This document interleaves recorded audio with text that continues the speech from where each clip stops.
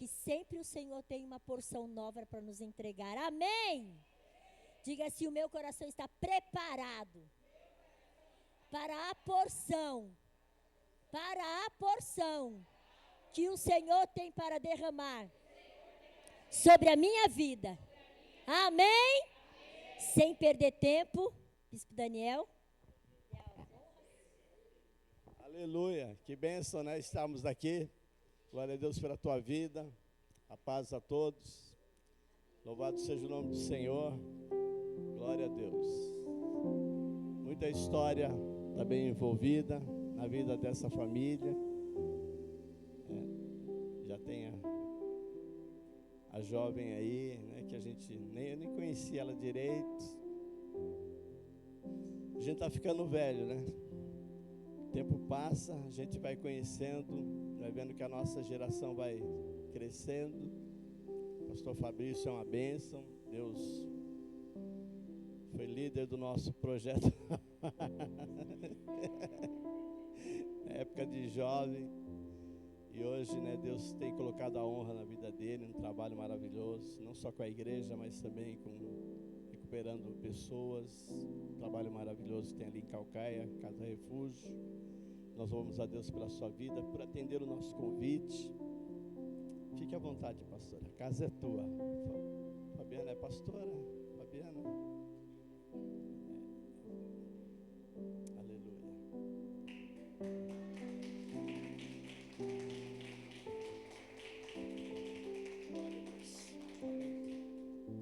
Queridos, a paz do Senhor Jesus Cristo. Eu estou muito feliz, né, poder estar aqui com vocês. Bispo Daniel, Pastor Niceia, são referência para a nossa vida. Alguns sabem disso, né? A minha conversão, ela se deu numa casa de recuperação. 27 anos atrás, eu destruído no crack, destruído pelas drogas, eu tive a oportunidade de recomeçar a minha vida. E quando eu saio daquela casa de recuperação, eu queria uma direção de Deus para a minha vida, né? Onde eu deveria congregar. E Deus, de uma forma muito clara, nos direcionou na época a congregar na Igreja Renascer em Cristo. Para mim foi um grande aprendizado. Eu saio da casa de recuperação um pouco religioso, porque é um ambiente com muita regra. Eu achava que eu orava mais do que todo mundo, jejuava mais do que todo mundo. Eu achava que em 6 meses na casa de recuperação eu já tinha lido a Bíblia mais que todo mundo, né? Eu me achava mais santo que os outros. E de repente, quando Deus me direciona para a Igreja Renascer em Cristo, era um lugar onde se tinha uma liberdade. E eu acredito que Gálatas 5 foi para a liberdade que Cristo nos libertou. Mas é claro que a Bíblia diz que a gente não deve usar da liberdade para dar ocasião à carne. E eu sou muito grato a Deus, porque eu acho que naquele ambiente Deus foi trazendo para a minha vida um negócio chamado moderação, equilíbrio. Nem lá nem cá. A gente acabou entendendo que o Evangelho do Reino de Deus, né, era um Evangelho de amor. E naquele ambiente eu sei que fui muito amado por Deus e muito amado pelos irmãos. Na época, pastor Daniel, bispo Daniel, como eu pude aprender, como eu me senti amado, cuidado. Talvez o bispo Daniel nem tenha ideia, mas eu perdi meu pai muito cedo. E eu, na própria família, eu acabei ficando sem referência. Então, na igreja, eu encontrei pessoas que cuidaram de mim como um filho. E eu falo do meu coração. O bispo Daniel foi como um pai que, instruindo, e não só nas suas palavras, mas o seu exemplo, a sua postura, né, o seu caráter. E depois Deus levou para longe esse casal. E a gente sofreu, eu fiquei órfão. Mas de alguma forma Deus também se torna o nosso pai. E a gente como filho, né, a gente aprende a desfrutar desse relacionamento de amor. E eu sou muito grato a Deus, queridos. Deus nos permitiu no ano de 2007, em função de algumas decepções que a gente muitas vezes tem, isso faz parte da nossa caminhada. Eu lembro que uns anos atrás eu tive a oportunidade de participar de um culto onde estava pregando o ministro do STF, o André Mendonça, pastor. Não sei se o Tavinho estava lá com a gente, mas foi no grande templo lá da Pompeia. E aí quando você vai para um culto onde um ministro de Estado prega, né, você imagina que ele vai contar dos triunfos, né, das vitórias, das glórias, né, a posição. Na época ele ainda era ministro da Justiça, não era ainda ministro do STF, mas eu esperava ouvir uma palavra de triunfo, né, pois era um ministro de Estado que estava ali. E aquele homem com tanta humildade, ele contou dos fracassos dele. E eu falei, meu Deus, que bom. Porque a vida cristã, às vezes ela não é só uma vida de triunfos. Às vezes a gente também tem os nossos fracassos. A gente diz que muitas vezes a gente pode perder uma batalha, que a gente não pode perder a guerra. Então, em meio às batalhas da vida, às vezes a gente pode perder uma aqui, uma ali, a gente vence outra aqui, outra acolá, mas na guerra a gente entende que em Cristo a gente é mais que vencedor. E ouvir aquele homem, né, foi inspirador, porque às vezes a gente acha que só a gente tem os nossos fracassos, só a gente tem as nossas decepções, enfim. Mas no ano de 2007, um pouco decepcionado, não com a igreja de Cristo. A igreja de Cristo é imaculada, a igreja de Cristo é perfeita, mas talvez com a igreja dos homens, algumas coisas que de repente a gente não se identificou. Eu me lembro de ter ido para uma escola de formação missionária, lá em Contagem, né, região metropolitana de Belo Horizonte. 45 dias a gente ficou lá. Eu fiquei 45, Fabiana ficou 30, a Flavinha ainda não tinha nascido. Nesses 45 dias, eu queria uma direção de Deus, onde eu deveria congregar, bispão. E Deus lá falou, casa de recuperação. Eu falei, não, casa de recuperação não é lugar para a gente congregar. Eu preciso de uma direção, onde o Senhor me quer? Onde o Senhor me quer? Onde Deus me direcionasse, eu iria. Porque eu entendo que manda quem pode, não é o ditado, obedece quem tem juízo. Então, obedecer é melhor que sacrificar. E lá Deus falou, casa de recuperação. Eu falei, não, Senhor, eu preciso de uma direção, igreja, onde é que o Senhor quer que eu congregue? Como a única palavra que Deus me deu lá foi casa de recuperação, e é melhor obedecer do que sacrificar, eu fui ajudar a casa de recuperação mais perto de casa. Na época era o Novo Amanhecer, pastor William, por acaso era pastor da Igreja Brasil para Cristo. Bom, de alguma forma, resumindo um pouco essa história, a gente passou a congregar na Igreja Brasil para Cristo, ou melhor, eu não passei a congregar na Igreja Brasil para Cristo. Um homem chamado Dirceu, pastor Dirceu, sem eu ser membro da Igreja Brasil para Cristo, o bispo Daniel, ele chegou na minha casa um dia e disse assim, onde é que vai ser a igreja? Eu falei, como? Deus me mostrou, Deus tem uma obra na sua vida, você precisa começar um trabalho. Eu falei, não, eu estou bem, eu estou visitando, tá tudo bem, eu estou ajudando a casa. Ele falou, você precisa. Então, eu acho que eu nunca fui membro da igreja, já cheguei como pastor já, porque ele me consagrou pastor, a gente inaugurou a igreja, e é claro que o pastor também é membro, mas eu já comecei como pastor da igreja, assim, agora que eu estou lembrando desses detalhes, né? E eu lembro que o primeiro culto, eu brinquei com todo mundo, falei, quem está aqui pela primeira vez? Todo mundo levantou a mão, né? Até nós estava lá pela primeira vez. Mas brincadeiras à parte, queridos, eu quero partilhar isso com vocês com muito amor, porque ao obedecer a direção de Deus, ajudar a casa de recuperação mais perto da minha casa, Deus nos direcionou para a igreja, onde hoje a gente serve ao Senhor, com muita alegria. A gente entende que o reino de Deus é muito mais amplo do que a nossa igreja, mas eu estou muito feliz, muito grato a Deus por servir ao Senhor aonde Ele me colocou. A gente teve a honra de, no ano de 2009, então, dar início à nossa igreja. Em 2014, o pastor Dirceu, esse pastor querido, louco, né? Eu brinco com ele e falo, o senhor é doido, como é que o senhor faz um negócio desse? Mas ele acabou jubilando em 2014, nos indicou, a gente assumiu a presidência de um campo. Hoje a gente cuida de 15 igrejas na nossa região. Há 2 anos atrás eu fui convidado, o pastor Bergamin, nosso pastor presidente da convenção e do Conselho Nacional, a gente assumiu a superintendência de forma adjunta, aí são 89 igrejas, bispão. Então, aí a gente olha e fala assim, mas quem? O cara que usava crack? Às vezes é aquele que usava o crack, é aquele que estava destruído, mas um dia o amor de Deus alcançou a nossa vida, mudou a nossa história, e hoje a gente tem o privilégio, e partilho isso com muito amor, com muito temor e com muita humildade também. Não é para querer passar aqui um currículo para vocês acharem que a gente é alguma coisa, não, mas é só para partilhar aquilo que muitas vezes Deus faz. Se fez na minha vida, pode fazer na sua, né? A palavra de Deus diz que nem olhos viram, nem ouvidos ouviram, nem penetrou no coração do homem que Deus tem preparado para aquele que o ama. E de repente, depois do início da igreja, veio a Casa Refúgio. Em 2010 a gente iniciou um projeto para acolher 10-12. A gente fazia um trabalho com morador de rua, e eu, ao invés de voltar feliz, eu voltava triste. O Espírito Santo falava para mim, não foi isso que eu pedi para você fazer. Eu não pedi para você cuidar deles na rua, eu pedi para você tirar eles da rua. Falei, mas é meio complicado isso, porque... E uma vez por semana era gostoso, sabe? Porque às vezes, aquele dia da semana que não dava para ir, não sei se isso acontece aqui, né? Mas lá na igreja Nax Praiada acontece, né? Às vezes a gente fala assim, Deus só sabe que não deu, né? Então a gente tinha o convite uma vez por semana fazer o trabalho com morador de rua. Mas daí aquela semana que não dava, né? Fala, Deus só sabe, né, Deus? Mas enquanto eles estão na rua, tá tudo bem, né? Mas e quando você acolhe? Como é que você fala, não deu, hoje não tem café da manhã, hoje não tem almoço, hoje não vai ter o café da tarde, hoje também não tem janta, tá bom? Eu sabia que quando você tirasse eles das ruas, talvez a gente não ia ter mais volta. Era um caminho sem volta. O evangelho é um caminho sem volta. Bom, queridos, eu acho que são 14 anos já, mas sempre Deus vai nos surpreendendo.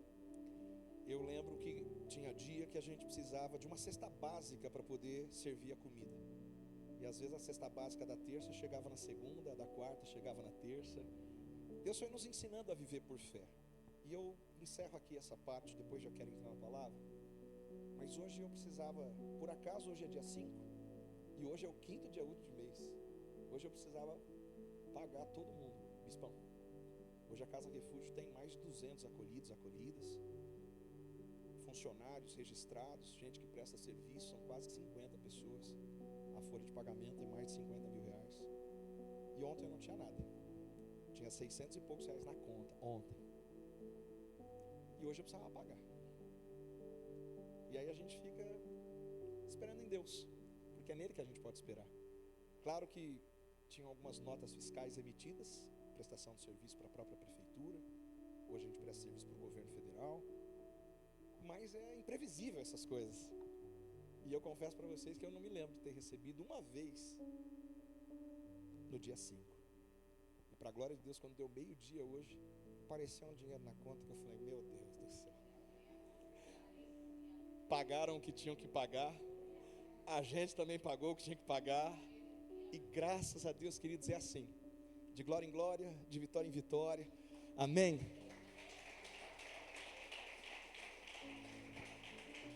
Eu só queria partilhar isso, porque às vezes parece que é fácil, né, bispão? Às vezes a gente acha que está tudo no nosso controle e não está nada no nosso controle. E isso é terrível, né? Porque a gente gosta de ter as coisas no controle da gente. A gente gosta que as coisas não escapem do controle da nossa mão, né? Mas aí Deus fala assim, não, comigo não é assim. Não escapa do controle da minha, da sua. E a gente tem desfrutado disso. Visto que é Deus quem cuida de todas as coisas, né? E às vezes você não tem nada, daqui a pouco tem tudo, daqui a pouco não tem nada de novo, e está tudo bem. E a gente vai servindo a Deus com convicção, queridos, porque fé é isso. A fé não é dúvida, a fé é certeza. A fé é convicção. E eu entendo que a fé, ela não vem do nada, ela não vem do além. A fé vem pelo ouvir e ouvir pela palavra.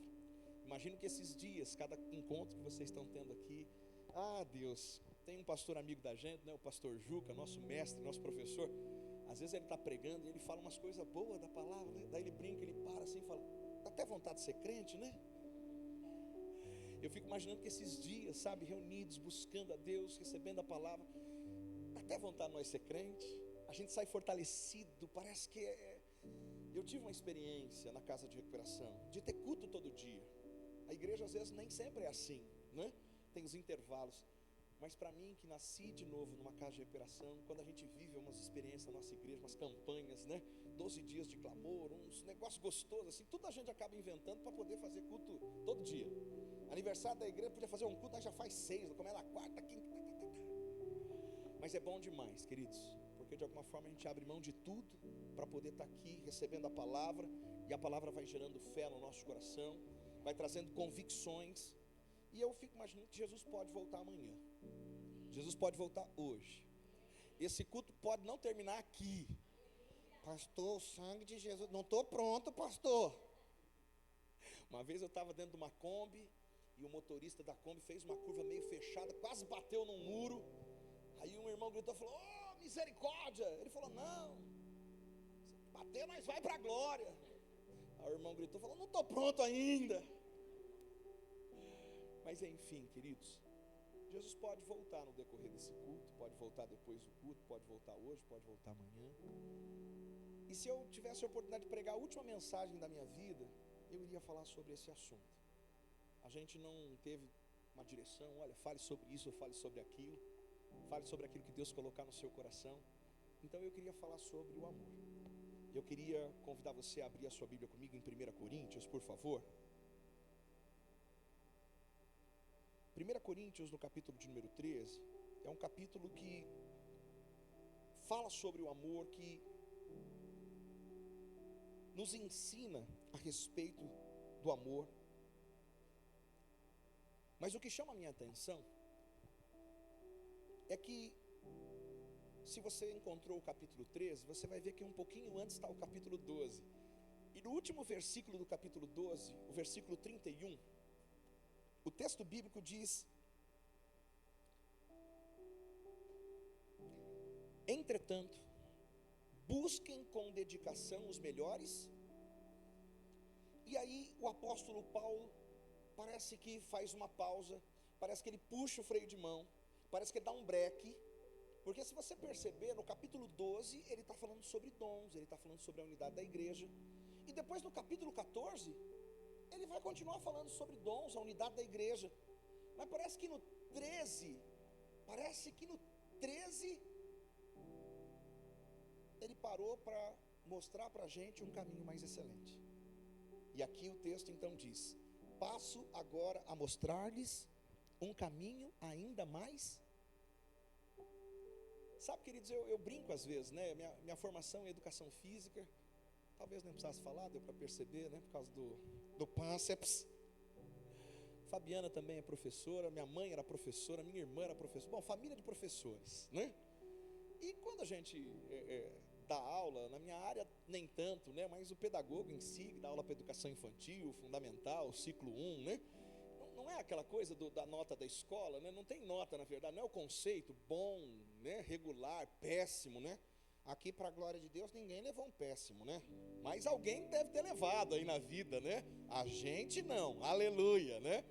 Mas sei lá, tinha o péssimo, tinha o ruim, o regular, tinha o bom, talvez o ótimo, e o último conceito era o excelente. Parece que o apóstolo Paulo aqui, ele quer mostrar para a gente o último conceito. Ele quer mostrar para a gente um patamar que talvez não é bom, que não é ótimo. Ele para falar sobre um caminho mais excelente. Talvez seria o último conceito, né? O top das galáxias, o Propoderation, é aquele conceito que falou: isso aqui, ó, eu estou falando sobre dons, estou falando sobre unidade, eu vou voltar a falar sobre, mas eu queria parar agora, e eu queria mostrar para vocês um caminho mais excelente.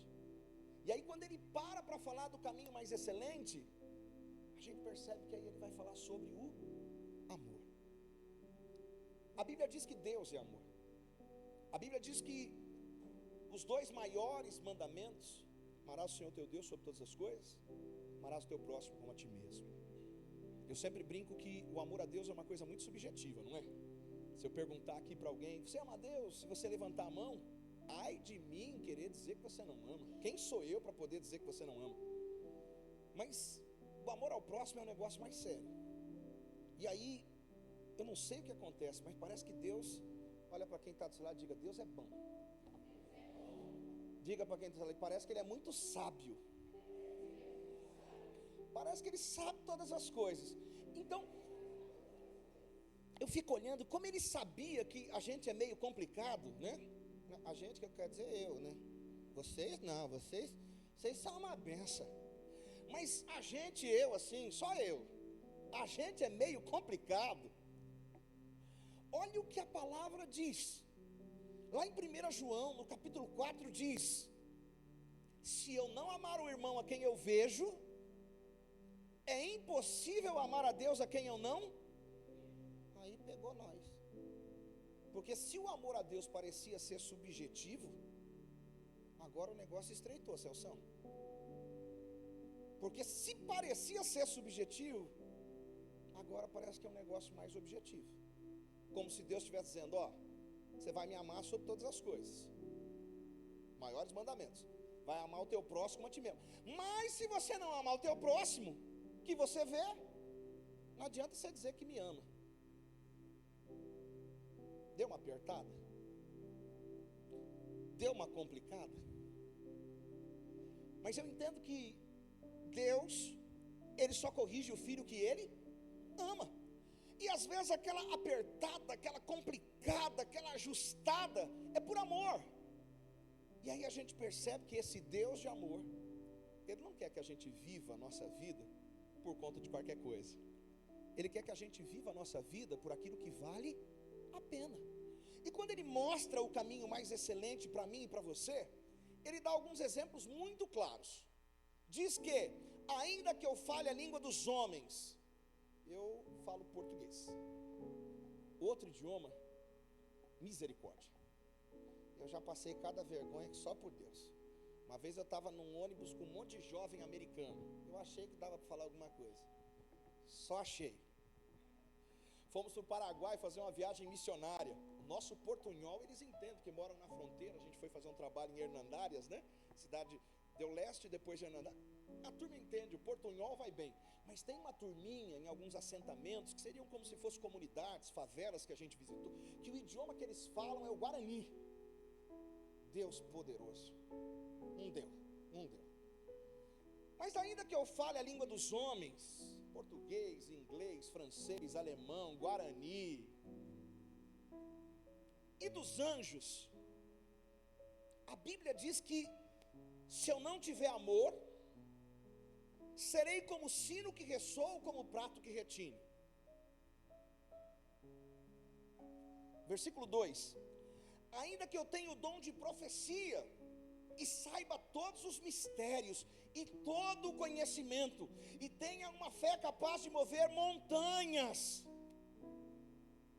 Essas coisas que a gente está falando é coisa ruim? Falar a língua dos homens, falar a língua... É ruim? É bom. De repente é muito bom, é ótimo. Mas lembra que a gente está falando do caminho mais excelente? Parece que o apóstolo Paulo está colocando para a gente um patamar que... Ele não está dizendo que não pode falar a língua dos homens, não pode falar... Não. Ele está dizendo, ainda que eu fale. Então, ele não diz que não pode. Depois ele diz que eu tenho o dom de profecia. É bom ter o dom de... Claro que é. Se você ler o capítulo 14, depois ele já começa a falar sobre a importância do dom de profecia. Se a gente olhar aqui, saber todos os mistérios é um negócio... Eu estava falando na nossa igreja quarta-feira sobre isso, né? Porque a gente tem igrejas tradicionais, a gente tem igrejas pentecostais, né? E as igrejas tradicionais, muitas vezes, elas dão muita ênfase no ensino, na razão. A igreja pentecostal, muitas vezes, dá ensino no sentimento, na emoção. E eu entendo que Deus é um Deus que nos deu razão e nos deu emoção. Eu entendo que uma igreja equilibrada, uma igreja moderada, não é uma igreja, não pode bater palma aqui. Você mexeu o pé muito forte aí, tá? Só razão, não. Mas também não pode ser só emoção, só sensação, né? Porque tem uns irmãos que sentem uns negócios que, não, vocês não fazem ideia. Ainda bem que é só lá na água espraiada, aqui não. O sangue de Jesus, depois fala, não, irmão. Não foi Deus. Não pode, não tem como. Porque toda sensação tem que estar embasada no que está escrito. Se alguma sensação fugir da... Cuidado. E eu entendo que então, às vezes os pentecostais, a gente erra um pouco por causa disso, né? Às vezes meio preguiçoso, não quer estudar a palavra, e aí, quando tem que falar alguma coisa, o que fala? Não, isso é mistério, irmão. Não é mistério, isso é preguiça mesmo. Às vezes é mais fácil dizer que é mistério. Não é mistério. Dá para entender, dá para compreender. A Bíblia diz que o culto é racional. Então, às vezes tem coisa que a gente sabe o que a gente está fazendo, sabe que na verdade a gente tem que saber o que está fazendo, tem que saber o que está falando. Mas às vezes a gente é meio preguiçoso, a gente é meio complicado, como eu disse, não, a gente. E aí a gente prefere dizer o quê? É mistério. Mas ainda que conheça todos os mistérios e tenha todo o conhecimento e tenha uma fé capaz de mover montanhas, se não tiver amor, o que a Bíblia diz?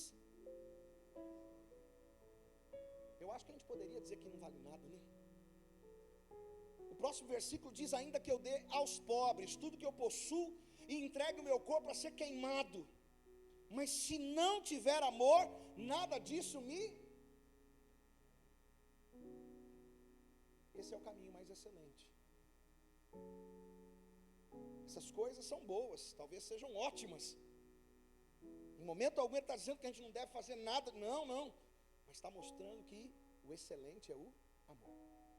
E aí ele vai falar sobre o amor, que o amor é paciente. O amor é bondoso. O amor não inveja, não se vangloria, não se orgulha. Gostoso olhar para isso, né? Eu costumo dizer que quem que não quer estar do lado de uma pessoa que é paciente? Pastor, ainda bem que eu escolhi a profissão exata, né? Eu sou médico, enfermeiro, sempre tem um paciente do meu lado. Não é isso não que eu estou dizendo. Quem que não quer estar do lado de uma pessoa que tem paciência para te ouvir? Quem que não quer estar do lado de uma pessoa que é bondosa? Quem que não quer? Olha para quem está até lá, diga: você tem sido paciente? Você tem sido bondoso? Querido, quem que não quer conviver com uma pessoa que não tem inveja? Eu não sei como é para você, bispão, eu não sei se o senhor já pegou uns desses. Uma vez eu estava lá na Casa Refúgio, e de repente chegou um lindão que eu conhecia como pastor. Não vou citar o nome, vai que vocês conhecem. Mas eu conhecia ele como. Aí quando ele desceu do carro: e aí, pastor? Paz do Senhor. Ele virou para mim e falou assim: eu não sou pastor, eu sou apóstolo. Falei: oh, era para ter se ajoelhado a seus pés já, beijado seus pés. Jesus ajuda nós, né? Acho que ele não se orgulhava, não se vangloriava, não. Um dos textos que eu acho mais lindo, quando você lê 1 Pedro, você vai ver que ele coloca que ele é servo e apóstolo. Antes de ser apóstolo, ele fala que ele é, e não está bom. Tem gente que gosta de um título, né? Mas o que importa no reino de Deus não é o título, é o fruto. Se ofenda com o que eu vou dizer. Eu me sinto em casa aqui, então eu fico mó em paz, né? Mas não sei se vocês já viram, tem gente que quer o título.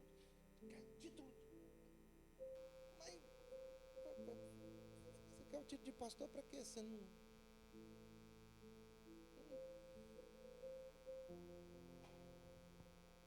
Porque pastor é rebanho, né? Cuida do rebanho, mas o lindão. Essas coisas, graças a Deus, não acontece aqui.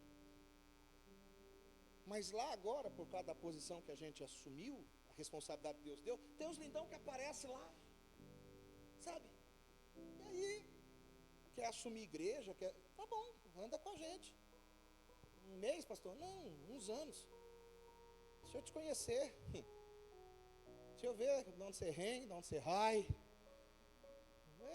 Não dá para brincar. Por isso que eu falo, pastor de ser doido. Como é que pega alguém sem conhecer e... Eu falo para ele: o senhor é doido, o senhor é doidinho. Eu conhecendo, às vezes tenho medo de colocar numa igreja, oro, jejuo, oro mais um pouquinho, jejuo mais um pouquinho. Para poder tentar não errar, né, Tavinho? Que a gente erra. O amor não inveja, não vangloria, não se orgulha. Gente, quem é que não quer conviver com uma pessoa assim? Gente que não tem inveja dos outros, gente que não é orgulhosa, né? Gente que não fica se vangloriando: irmão, não, porque eu queria dizer que eu queria dizer que eu queria dizer que... É muito eu, né? Podia ser mais Deus e menos eu, mas é muito eu. Mas o amor é assim. O amor não se vangloria, o amor não se orgulha. No versículo 5 diz: o amor não maltrata. Quem é que não quer conviver do lado de uma pessoa que não maltrata? Porque se não trata mal, trata bem. Olha para quem está até lá, diz que você está tratando bem as pessoas. Aleluia. O versículo 5 diz: não procura os seus interesses. Gente, vocês acreditam que tem gente interesseira na igreja? Vocês acreditam? Graças a Deus aqui não. Mas tem gente que está na igreja buscando seus próprios interesses. E eu não me canso de contar uma frase que não é minha, né? Um dia eu li na contracapa de um CD do Fernandinho. Não lembro se era aquele CD Faz Chover, é um dos CDs do Fernandinho. Quem sabe o que é CD aqui? Não, porque dá medo, né, Celção? Hoje eu estava lembrando que a gente ganhou umas fitas cassete. Mas quando a gente ganhou a fita cassete, eu falei: por que ele me deu isso, né? Foi um evangelista que doou pra gente um monte de fita cassete. Eu falei: só se for fazer rabiola, porque ninguém mais, né? Hein, Marcão? Tinha que virar na caneta, né? Para poder achar Não era assim que a gente tinha que fazer? Mas, de alguma forma, queridos, a gente quando vê aqui, o amor não procura os seus interesses. E aí eu lembro que eu li lá na contracapa do CD, estava escrito assim: se eu te adorar por medo do inferno, envia-me para o inferno. É forte isso. Como é que um doido fala um negócio desse? Se eu te adorar por medo do inferno, envia-me para o inferno? Mas continuei lendo a frase, assustei, mas fiquei, ué, o que esse doido vai dizer? Aí ele escreveu assim: se eu te adorar pelos benefícios do paraíso, exclua-me do paraíso. Aí eu falei, rapaz, o que esse doido vai falar aqui? Porque eu não sei se você é do tempo do medo do inferno, mas eu me converti faz 27 anos, e eu ainda peguei a turma botando terror no altar. Bispão, vocês lembram disso? Hein, Celção? A turma botava terror. O negócio, aceita Jesus, vai para o inferno. E tinha que ver as mãos levantando, tinha que ver. Mas aí alguém disse, olha, se eu te adorar por medo do inferno, me manda para o inferno. Então esse não adorava a Deus por medo. Depois a gente viu uma geração que passou a adorar a Deus por causa dos interesses. Não tem como a gente dizer que não. Então tinha aquela turma que era medo, botava terror. Mas tinha uma outra turma que depois era pelo interesse, as bênçãos. Só que aí alguém tem coragem de dizer, olha, se eu te adorar pelos benefícios do paraíso, exclua-me do... se não é por medo, se não é por interesse, qual o motivo? E aí a frase terminava assim: mas se eu te adorar por aquilo que tu és, mostra-me a tua glória. Sabe, queridos, essas coisas enchem o meu coração. Essas coisas enchem o meu coração. Porque quando eu leio aqui que o amor não busca o seu próprio interesse, então eu percebo que a essência de Deus, a essência de quem serve a Deus por conta do caminho mais excelente, não é gente que está na igreja interesseira. É gente que está na igreja para servir. E você sabe que João, capítulo de número 16, o verso 33, está escrito lá: eu digo estas coisas para que em mim você tenha paz. E aí o que será que Jesus diz para a gente, para que a gente tenha paz? Está projetado? Olha que legal. Eu disse isso para que em mim vocês tenham paz. O que Deus de repente diria para você hoje para que você tivesse paz? Eu estou te dando um carro, eu estou te dando uma casa, eu estou te dando uma promoção, eu estou dando marido, não, né? Aí já, não, isso aí não. Não, essas coisas é melhor não. O Paulo falou que era melhor ficar solteiro, não falou? Esse Paulo é terrível, viu? Fica ensinando essas coisas. Mas Jesus está dizendo, eu digo essas coisas para que em mim tenha. E o que foi que ele disse? No mundo vocês terão. Pastor, está repreendido, eu vou para outra igreja. Não, eu vou para outra igreja. Querido, se você for para outra igreja que prega a palavra, você vai ouvir a mesma coisa. Que Jesus disse para mim e para você essas coisas para que a gente tivesse paz. E ele disse para a gente ter paz, justamente porque no mundo a gente vai ter aflições. Então quando a gente passar por alguma aflição, faz parte da caminhada. Quem está aqui servindo a Deus, está na igreja, louvando a Deus, adorando a Deus, e passa às vezes por aflições, levanta a sua mão. Então, por isso que ele disse, para a gente ter paz. Porque senão a gente passa por aflição, a gente acha que a gente está desviado. A gente passa por aflição, a gente acha que a igreja que a gente está não presta. A gente passa por aflição, meu bispo não está orando tanto por mim, não. Eu vou para outra lá, eu vou para a propaganda é boa. Tá um monte de canal de TV, um monte de rádio, tem um monte de gente indo para Mas a verdade do evangelho, do reino de Deus, o que Jesus disse para mim e para você ter paz, é que no mundo a gente ia ter o quê? Então, andar com Deus, caminhar com Deus, é entender que às vezes a gente vai ter aflições, vai passar por tribulações. Eu lembro que eu fui estudar essa palavra, fui pegando o sinônimo de aflição, eu falei, o sangue de Jesus tem poder. Mas então, quem serve a Deus por amor, não buscando o seu próprio interesse, sabe que muitas vezes ao servir ao Senhor, a gente vai passar por aflições. Mas Ele disse essas coisas para mim e para você, para que a gente pudesse ter o quê? Paz. E quando a gente passar por aflição, não tem nada de errado. Não precisa abandonar a fé, não precisa largar a igreja, não precisa, não. Porque a gente que está andando num caminho mais excelente, sabe que essas coisas muitas vezes vão acontecer. O amor não se ira facilmente. Você conhece gente que fica irado facinho? Tem uns irmãos que eu conheço que até falam assim, não, é que eu sou baixinho, o sangue sobe rápido. O sangue sobe rápido, e o sangue de Jesus não fez nada, não? A gente tem o bispão deve lembrar desse lindão, não vou citar o nome, não convém expor, né?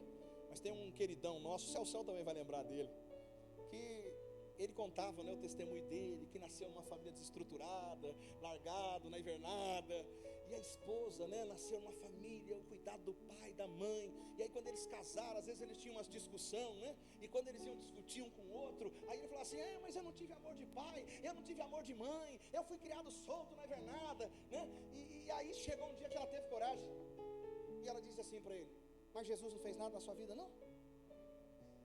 Você vai ficar até quando dando essa desculpinha? Sabe, queridos, então, você é baixinho, o sangue sobe rápido, mas o sangue de Jesus, como diz aquela irmã, há poder no sangue de Jesus, para segurar o sangue seu que sobe rápido e não deixar transbordar, porque a Bíblia diz irai-vos, mas não. Pastor, quer dizer que eu posso ficar irado? Pode, mas não pode pecar. Então o sangue pode subir até... Se passar daquilo não vai dar muito certo. Quem está entendendo, diga aleluia. O texto diz que quem ama não guarda rancor. Eu não fico rancoroso. A Bíblia fala que existe um negócio que a gente precisa tomar cuidado, que é um negócio chamado raiz de amargura. Quando a amargura enraiza, que a gente, não tem gente que fala que tem ranço. Não posso ver aquela pessoa, tem um ranço. Queridos, quem ama não tem ranço. Quem ama não tem rancor. Quem ama, ama. Quem ama, perdoa. A gente está falando do caminho mais. E aqui o texto vai dizer no versículo 6, o amor não se alegra com a injustiça, mas se alegra com a... O amor tudo sofre, tudo crê, tudo espera, tudo suporta. O versículo 8 diz, o amor nunca perece. Em outras traduções diz que o amor nunca passa. E aí a gente vai encontrar de novo aqui, o apóstolo Paulo dizendo assim, mas as profecias, em outras traduções diz que as profecias acabarão. Profecia é importante? É. Mas o texto está dizendo que passa, acaba. Depois diz, as línguas cessarão. Línguas são importantes? Mas o texto bíblico está dizendo o quê? Cessa. Depois, conhecimento é importante? Claro que é. Conhecereis a verdade vos... Maior obra de libertação na vida de um homem e de uma mulher de Deus é conhecimento da palavra. Uma vez um menino chegou na casa de recuperação, aí começou a cair endemoniado lá nos cultos. Aí alguém falou que ele tinha feito pacto com o demônio. Bom, então vamos conversar com ele. Chegou na minha sala, falei, e aí, lindão? Parece que você tem história e tal. Eu fiz pacto, não sei o quê. Você convidou para entrar? Tá bom, tá disposto a mandar embora? Tô. Só que é o seguinte, a gente vai mandar embora, vai fechar a porta e eu não vou conseguir ficar orando por você todo dia. Pastor, você falou isso para ele? Falei. Sabe por quê, gente? Eu já fui de uma igreja que toda sexta-feira tinha campanha de libertação.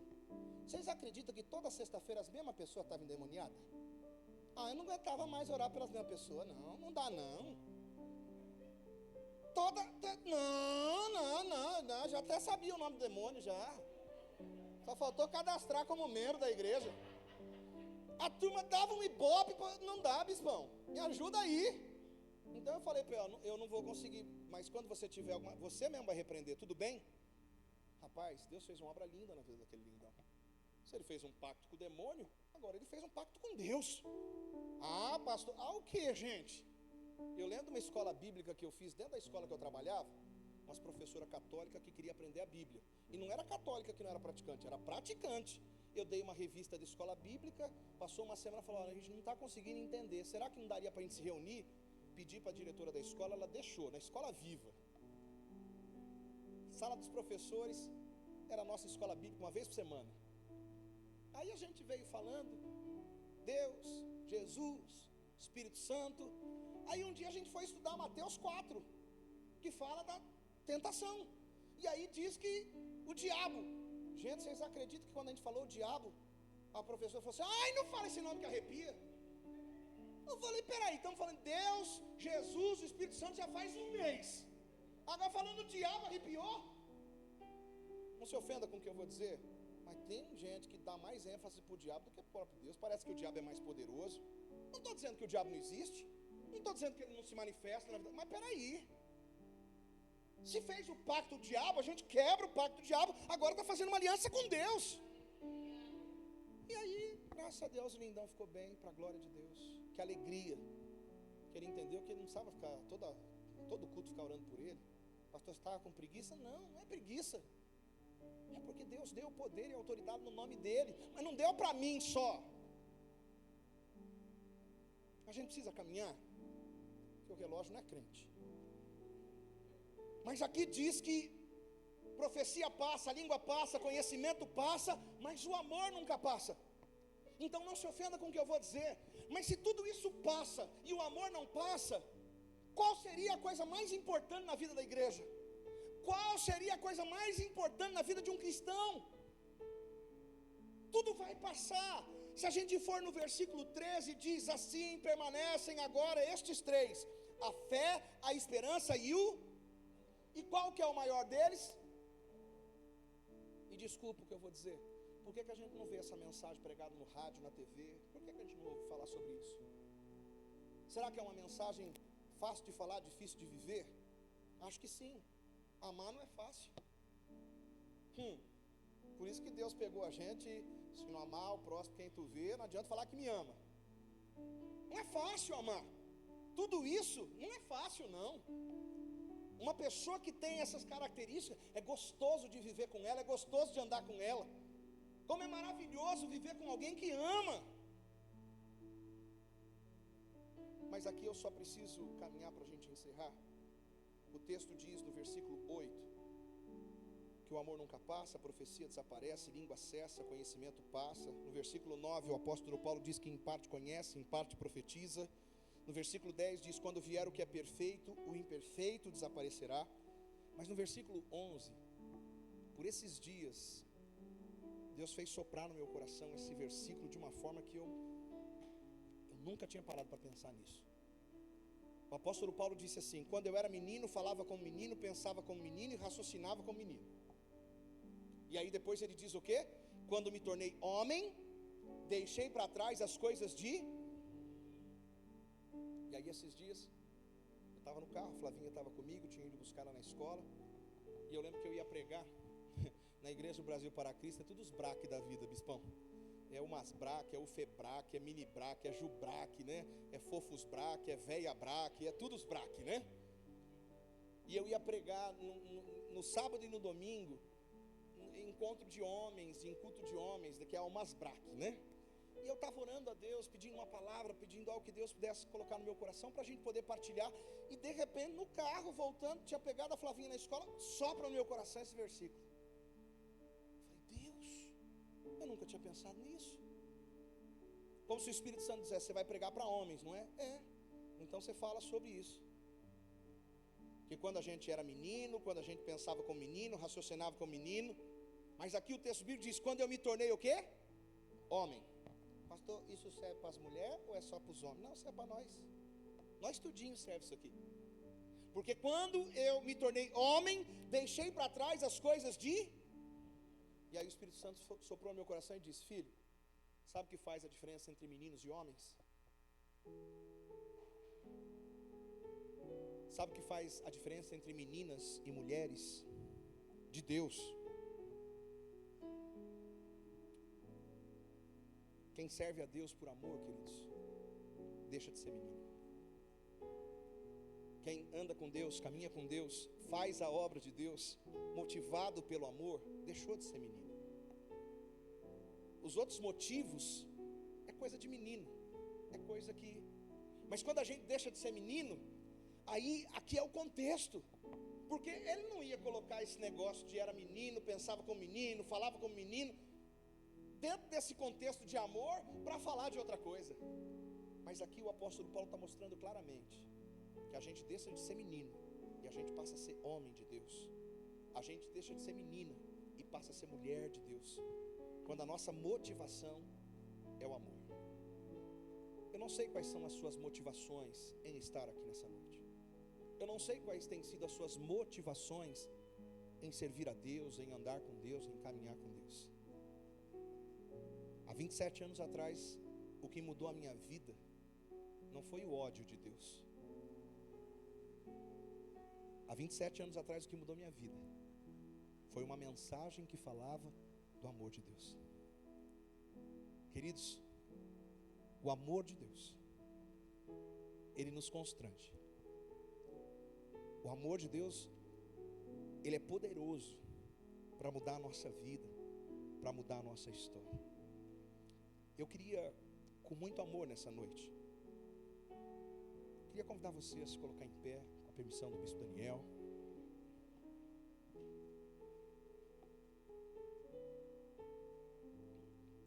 Eu queria convidar você a fechar os seus olhos por um instante.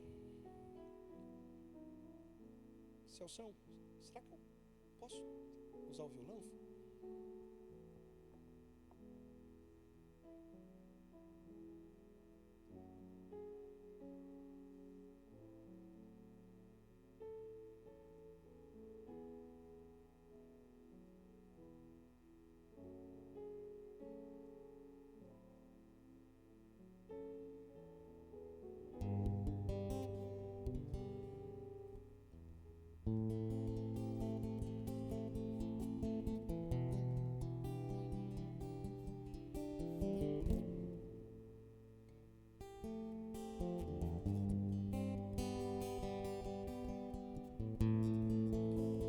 Você, se você puder fechar os seus olhos, essa canção diz assim: pois o amor não se compra, nem se merece.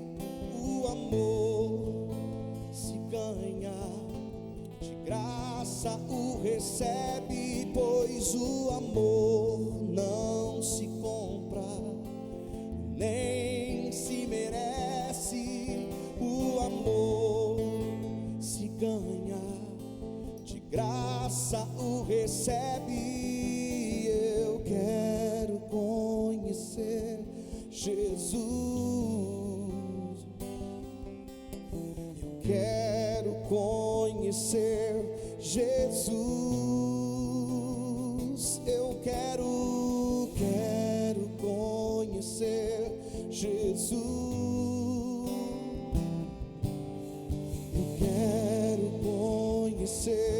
Jesus, o meu orgulho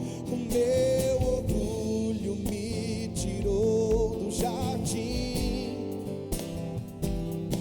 Tua humildade colocou o jardim em mim. E se eu vender tudo que tenho em troca do amor, eu falharia. Levanta a sua voz e diga nessa noite: pois o amor não se compra, nem se merece.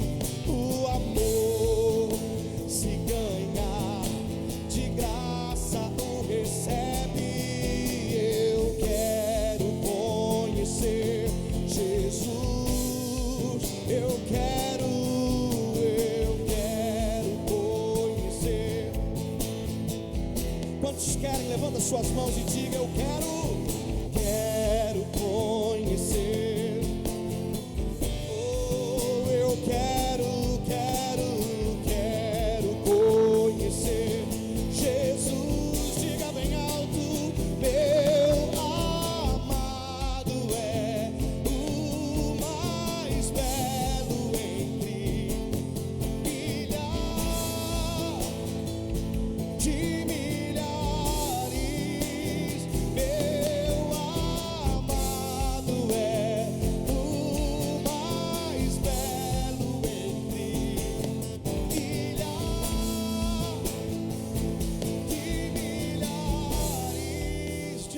uma vez, meu amado é.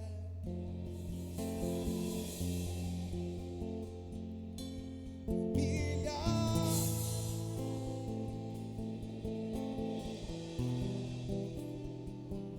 Senhor, nós queremos, Pai,